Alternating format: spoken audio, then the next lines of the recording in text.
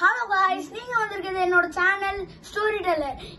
இன்னைக்கு நம்ம என்ன பார்க்க போறோம்னா நம்ம ஸ்குவிட் கேம் பத்தி அது என்னன்னா உண்மையா இல்லையா, அதாவது அது நடந்து இருக்கு, அந்த நடந்த ஸ்டோரியை நம்ம இப்போ சொல்ல போறோம்.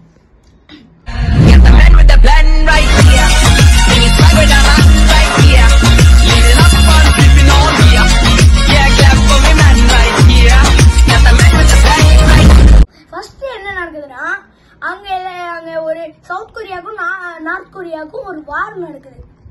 அந்த வார்ல அதாவது என்னன்னா அங்க வந்து இந்த இவங்க எல்லாம் போவாங்கல்ல வாருக்கு போக, அவங்க அம்மா அப்பா எல்லாம் போவாங்கல்ல, குழந்தைங்களோட அம்மா அப்பா, அவங்க போய் அதுல இறந்துட்டாங்க. அவங்க அந்த வார்ல நிறைய பேர் சவுத் கொரியால இருந்தா இறந்தாங்க. ஏன் அதுக்கடுத்து அங்க குழந்தைங்கள்லாம் இருப்பாங்கல்ல, இப்போ அந்த வார்ல நடந்த ஒரு அம்மா அப்பா எல்லாம் செத்து போயிருவாங்க. நெக்ஸ்ட் அந்த குழந்தைங்க எல்லாம் இருப்பாங்கல்ல, அவங்களோட குட்டி குழந்தைங்க, அவங்க எல்லாம் என்ன பண்றாங்கன்னா எதுவும் பண்ணாத, அவங்க வெளியில போய் வெளியில போய் ரோட்ல உட்காந்துடுறாங்க. அதே மாதிரி அங்க அந்த சவுத் கொரியாவுக்கு ஒரு சீஃப் மினிஸ்டர் இருக்காரு. சீஃப் மினிஸ்டர் அவர் பேரு பார்க் ஹின் கியூ. அவர் என்ன பண்றாருன்னா இந்த நம்ம சிட்டி பார்க்க நல்லாவே இல்ல, கொஞ்சம் கேவலமா இருக்கு. இப்போ யாராச்சும் வெளிநாட்டுல இருந்து விசிட் பண்ண வந்தாங்கன்னா இது அதாவது நம்ம சிட்டி வந்து இதா இருக்கும், அதாவது கொஞ்சம் அழுக்கா இருக்கும் அப்படின்னு சொல்லிட்டு அவங்களுக்கு இருக்கிற அடியாளங்கள் எல்லாம் என்ன பண்றாங்கன்னா அவங்ககிட்ட சொல்லிட்டு அந்த ரோட்ல குட்டி பசங்க எல்லாம் உட்காந்துருப்பாங்கல்ல, அவங்க எல்லாரையும் ஒரு தனி இடத்துக்கு காட்டுக்கு நடுவுல சென்டர் பகுதியில ஒரு இதை வைக்கிறாங்க. ஒரு இடத்த போட்டு அங்க எல்லா குட்டி பசங்களையும் கூட்டு போறாங்க. அங்க கூட்டு போன பிறகு என்னன்னா ஒரு பையன் வந்து அந்த சவுத் கொரியால ஒரு வீட்டுல உட்காந்துருக்கான். அவன் அனாதெல்லாம் கிடையாது. அவங்க அம்மா அப்பா சொல்றாங்க, நாங்க வெளில போயிட்டு வரோம், நீ வீட்டுல ஏறு அப்படின்னு அவங்க சொல்லிட்டு போயிருக்காங்க.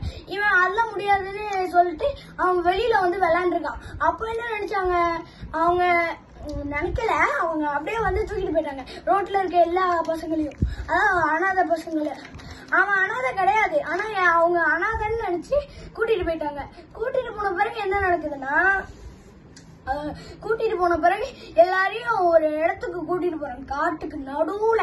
அங்க கூட்டிட்டு போய் அவங்களெல்லாம் வைக்கிறாங்க. அதாவது அந்த குட்டி பசங்க எல்லாம் அங்க அந்த காட்டுக்கு நடுவுல வச்சு என்ன பண்றாங்கன்னா இது பண்றாங்க, அதாவது அவங்கள சோப்பு உருவாக்க வைக்கிறாங்க. அவங்க எல்லாருக்குமே அந்த தனித்தனி ட்ரெஸ் எல்லாம் கிடையாது, அவங்க எல்லாருக்குமே இந்த ட்ரெஸ் தான், அவங்க குடுக்கிற ட்ரெஸ் தான், ப்ளூ கலர்ல. அவங்க என்னன்னா அந்த ட்ரெஸ் எல்லாம் கொடுத்துட்டு டெய்லியும் வந்து ஒரு 100 சோப் பண்ண வைக்கிறாங்க. 100 சோப் பண்ண வைக்கிறாங்க.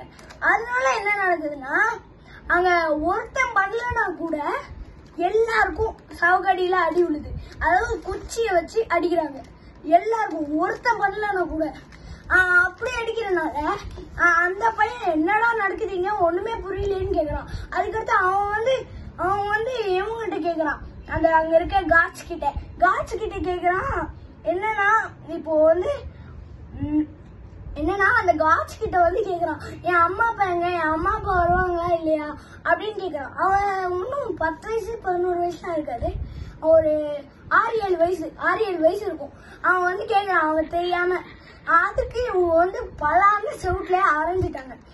ஏன்னா அங்க யாருமே அம்மா அப்பா பத்தி பேசவே கூடாது. அவன் வந்து போய் கேட்டதுல அவனை அடிச்சிட்டாங்க. அதுக்கு அப்படியே ஒரு 3 வருஷம் போகுது. அங்க என்ன நடக்குதுன்னா அவன் அந்த குட்டி பையன் அவனோட அப்பாவை பாக்குறான்.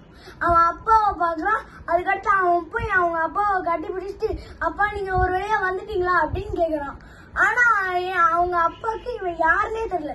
ஏன்னா அந்த பையன் செத்து போயிட்டான், அதாவது தொலைஞ்சிட்டான் அப்படின்னு நினைச்சு அவர் நிறைய குடிக்க ஆரம்பிச்சிட்டாரு.